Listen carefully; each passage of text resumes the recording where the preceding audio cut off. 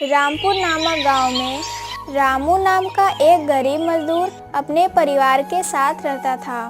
उसकी पत्नी का नाम सीमा और बेटे का नाम मोहन था। इकलौता बेटा होने के कारण उन्होंने बड़े प्यार से उसका पालन पोषण किया था। रामू की एक आंख ना होने से उसका चेहरा भयानक दिखता था। ये देखकर अन्य बच्चे मोहन को अपने पास नहीं आने देते थे, इसलिए मोहन अपने पिता से चिढ़ता था। एक दिन कुछ बच्चे गिल्ली डंडा खेल रहे थे। तुम सब यहाँ मत खेलो। अगर तुम फिर से यहाँ खेलने आओगे तो मैं तुम्हारे शरीर का एक एक अंग तोड़कर फेंक दूंगा। जाओ यहाँ से। क्या पापा, जब हमारे सभी दोस्त खेल रहे हैं तब आप हमें खेलने भी नहीं देते, इसीलिए मैं आपको बिल्कुल पसंद नहीं करता। नहीं बेटा, तुम इस खेल को नहीं खेल सकते।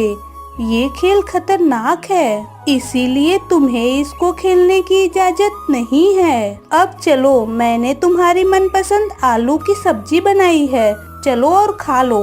नहीं, मैं बाद में खाऊंगा, मुझे अब भूख नहीं है। मैं क्या करूं माँ, पिताजी की वजह से मेरे सारे दोस्त मुझसे दूर जा रहे हैं। मुझे उनका चेहरा तक देखना पसंद नहीं, नफरत है मुझे उनसे। मोहन, ऐसा नहीं बोलते, बहुत हो गया। अब चलो और खाना खाकर सो जाओ। चलो अंदर। जैसे मोहन खाना खाकर सो गया, रामू घर के अंदर आया और उसने रोज की तरह गुल्लक में 100 रुपया डाला। अब तक कितने पैसे जमा हो गए? 1000 रुपए तो हो गए होंगे ना? 1000 रुपए नहीं, 2000 हो गए होंगे। तो अब 8000 रुपए और चाहिए। फिर उन पैसों से आप अपने आँख का ऑपरेशन करवा सकते हैं। तुम्हारा कहना तो सही है, लेकिन यह पैसे मैं अपने लिए नहीं जमा कर रहा हूँ। यह हमारे बेटे के लिए है। उसे अच्छी तरह पढ़ना है और डॉक्टर बनना है, फिर वो मेरी आँख का इलाज करेगा। क्या पता ये कब होगा।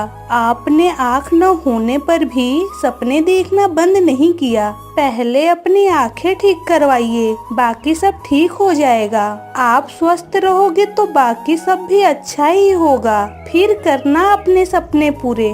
एक आँख से दिखाई नहीं देता ना, हाथ पैर तो हैं। अगर यह भी काम नहीं करेंगे तो काम भी नहीं हो पाएगा। जैसा चल रहा है चलने दो, मुझे कौन देखेगा। इस पैसे को हम अपने बच्चे के भविष्य के लिए रखेंगे। आपके चेहरे की वजह से हमारा बेटा आपसे नफरत करता है, इसी वजह से वो दिन पर दिन आपसे दूर होता जा रहा है। अभी वो बच्चा है, उसे क्या पता कल जब हम बूढ़े होंगे तब वह हमें उतना ही प्यार देगा और हमारी देखभाल भी करेगा। बहुत रात हो गई है, चलो अब सो जाओ। फिर दूसरे दिन मोहन, ये लो नाश्ते का डिब्बा, और सुनो, अकेले मत जाना।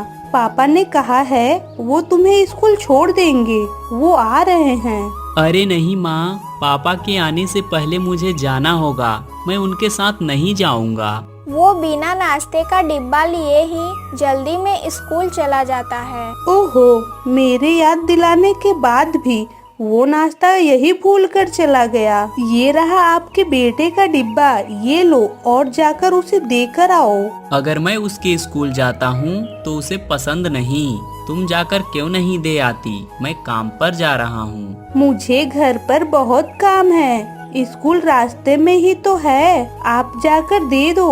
अगर वो कुछ कहे तो मुझे बताओ, मैं उसे समझाऊंगी। रामू डिब्बा लेकर मोहन को देने उसके स्कूल जाता है। सुनो भाई, मेरे बेटे को बाहर बुला सकते हो?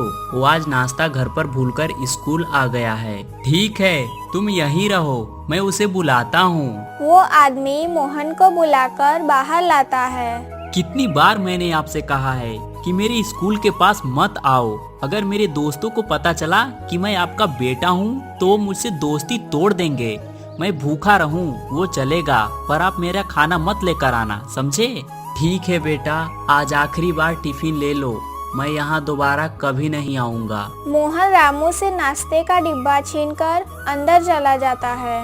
उसने मुझे यहाँ आने से मना किया था, फिर भी मैं आ गया। मेरे वजह से कितना दुखी है, अब मैं इसका क्या करूँगा? रामू वहाँ से चला जाता है। अरे रामू, मैंने सुना है तुम्हारा बेटा शहर में पढ़ रहा है। क्या पढ़ रहा है वो? सर, वो शहर में इंजीनियरिंग की पढ़ाई कर रहा है।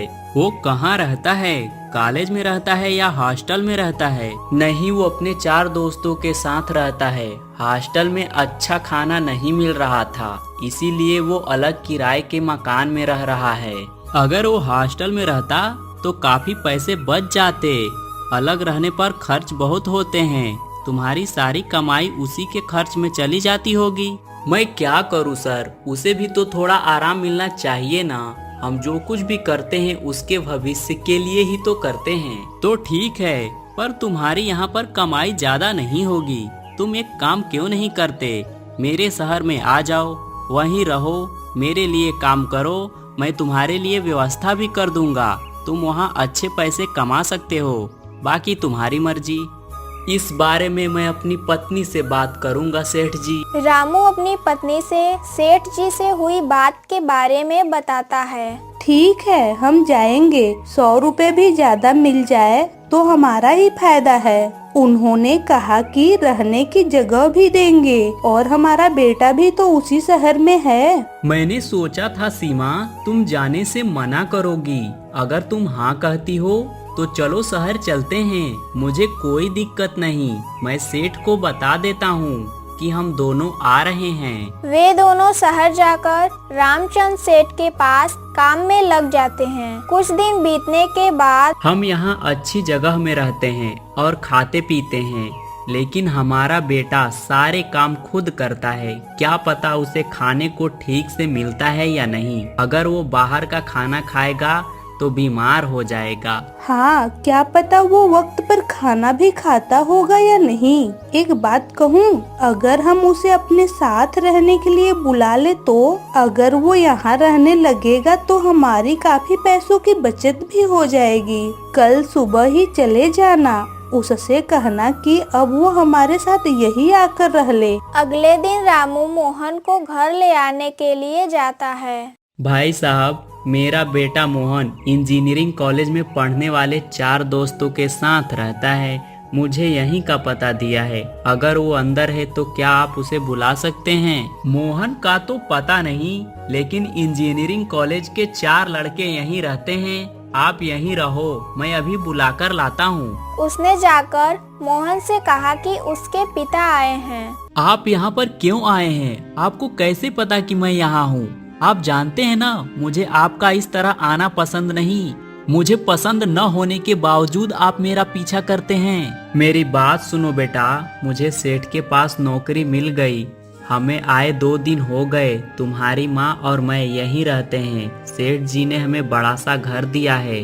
तुम अब हमारे साथ रह सकते हो। मैं यही बताने के लिए आया था। मैं जानता था तुम्हें मेरा यहाँ आना पसंद नहीं है। अच्छा, मुझे घर का पता दे दो। मैं अभी नहीं आ सकता, पर रविवार को आऊँगा। अभी आप जाओ यहाँ से। रामू उसे घर का पता बताकर वहाँ से चला जाता है। मोहन, अभी तुमसे मिलने कौन आया था? तुम्हारे पापा थे क्या? अरे नहीं यार, वो हमारा नौकर था। मेरे पापा ने संदेश भेजा था, वही बताने आया था। मुझे लगा ही था कि वह तुम्हारा नौकर होगा। उसकी आंखें कितनी डरावनी थी यार। हाँ, इसीलिए मैं उसे पसंद नहीं करता। क्या मोहन, क्यों झूठ बोल रहे हो? चौकीदार ने तो हमें बताया कि वो तुम्हारे पापा हैं और तुम उन्हें नौकर बता रहे हो।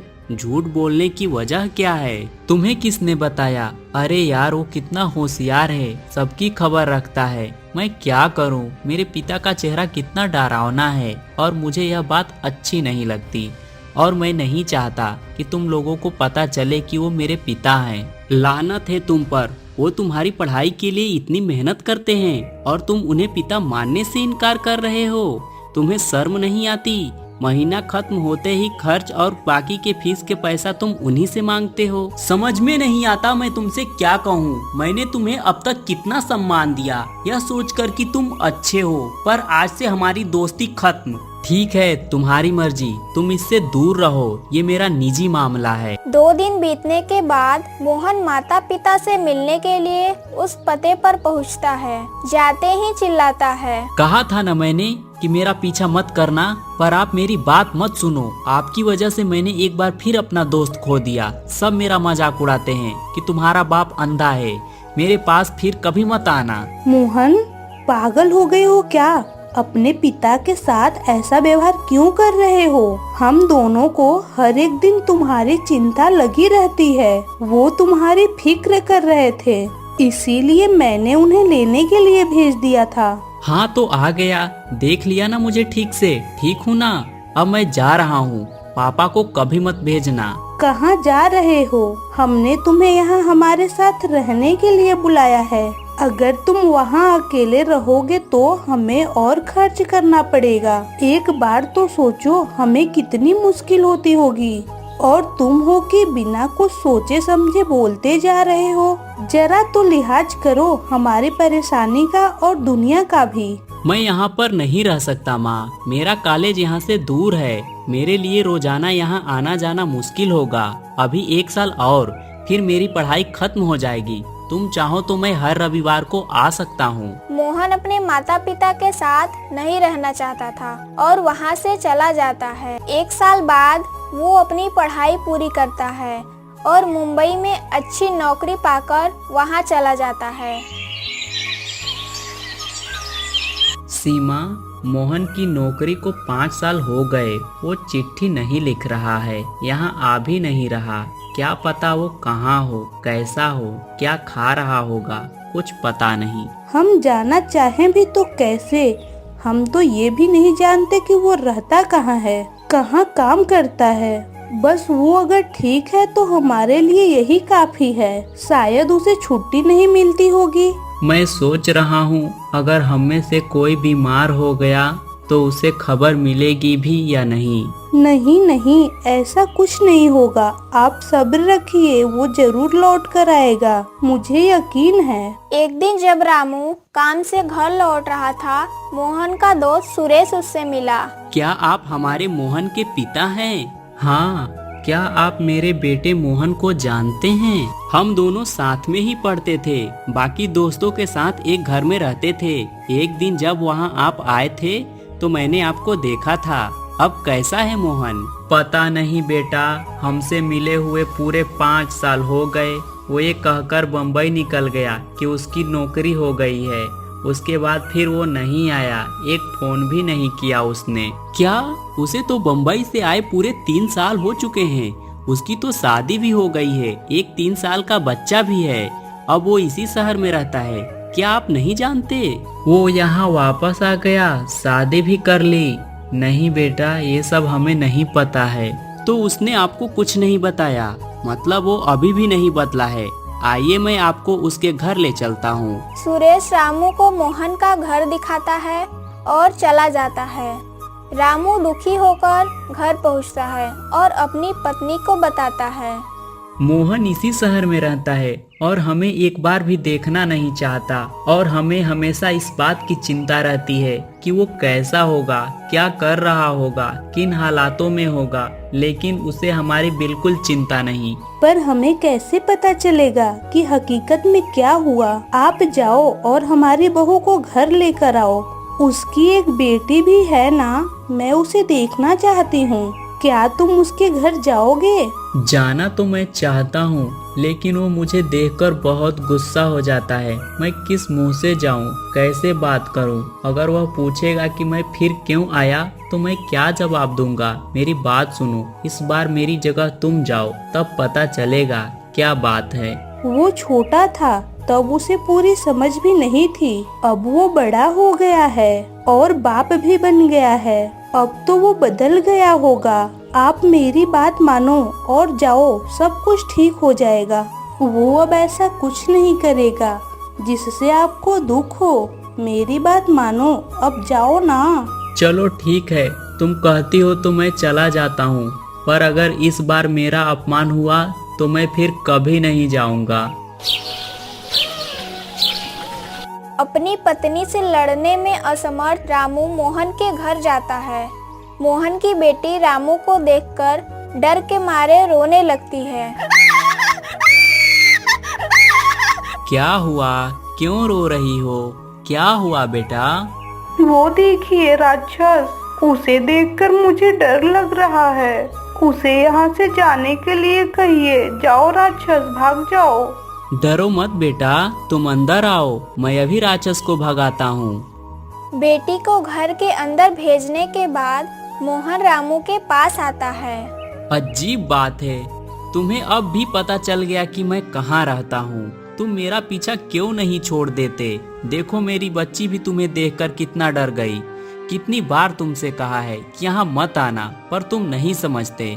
माँ से कहो कि वहाँ कभी नहीं आऊँगा। अब चले जाओ, यहाँ फिर कभी मत आना।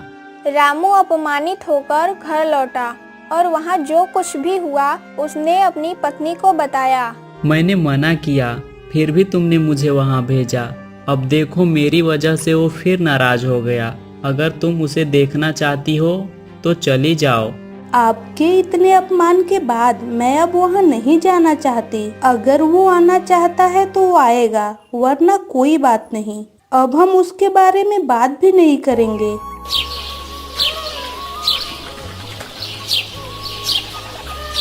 कुछ दिन बाद मोहन अपने दोस्त सुरेश के घर उससे मिलने जाता है। अरे मोहन, कैसा है? बहुत दिन हो गए, तू आज यहाँ कैसे? कुछ नहीं भाई, काफी वक्त हो गया तुझसे मिले हुए। सोचा कि आज तुझसे मिलने आऊं। कैसा है तू? अच्छा हुआ जो तू मुझसे मिलने के लिए चला आया। तू अपने माता पिताजी से मिला या नहीं? तेरे पिताजी तुझे देखना चाहते थे। मैंने उन्हें दूर से ही तेरा घर दिखा दिया था। उन्हें तो ये भी नहीं पता है कि तेरी शादी हो गई है। तू उनसे मिला भी या नहीं? नहीं, मैं उनसे कभी नहीं मिलना चाहता। मुझे बचपन से मेरे पिता पसंद नहीं हैं। इसका मतलब तू अभी तक नहीं बदला और मुझे नहीं लगता कि तू बदलना भी चाहता है। तेरे पिता की आंख की कमी उनकी गलती तो नहीं। तूने उनके पैसों से पढ़ाई की और इतनी तरक्की की, ये सब उनकी ही तो मेहरबानी है। मुझे बहुत बुरा लगता है कि मेरे माता पिता नहीं हैं। तेरे माँ बाप है, लेकिन तुझे उनकी कदर नहीं। इस बुढ़ापे में उन्हें तेरी जरूरत है। अगर तू मेरा दोस्त बनकर रहना चाहता है तो पहले अपने माता पिता से मिल, फिर मुझसे मिलना, वरना मुझे अपनी शक्ल मत दिखाना। जा, अब चला जा तू यहाँ से।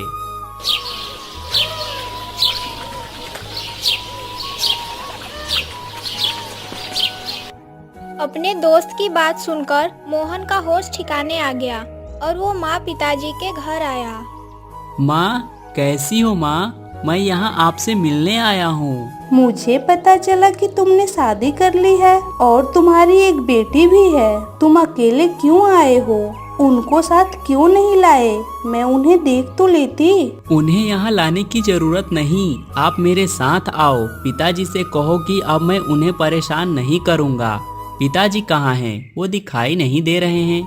क्या वो अभी काम से नहीं आए? तुम्हारे पिता अब नहीं है। तुम्हारे पास से आने के एक हफ्ते के अंदर ही वो गुजर गए। मेरे पास तुम्हारे घर का पता भी नहीं था। उनकी सारी विधि भी खुद मुझे करनी पड़ी।